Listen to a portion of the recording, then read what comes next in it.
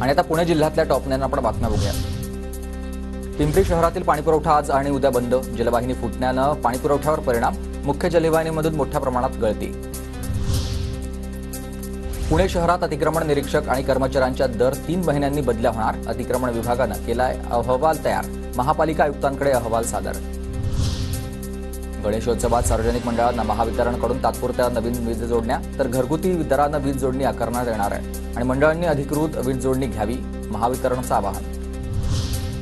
राष्ट्रीय शैक्षणिक धोरण 2020 अंमलबजावणीसाठी करण्यात आलेल्या सुकाणू समितीमध्ये नव्या सदस्यांचा समावेश।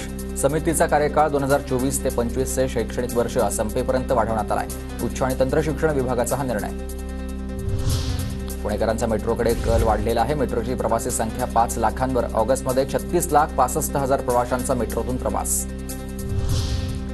मालवणमधील छत्रपती शिवाजी महाराजांच्या पुतळा दुर्घटनेच्या प्रकरणानंतर आता पुणे महापालिका सावध झाली। पुणे शहरातील 70हून अधिक पुतळ्यांचं पालिका स्ट्रक्चरल ऑडिट करणार। पुण्यात हडपसर, पिंपरी चिंचवड आणि शिरूरमध्ये सर्वाधिक मतदारसंख्या। जिल्ह्याची एकूण मतदारसंख्या ही 86,47,172 एवढी आहे।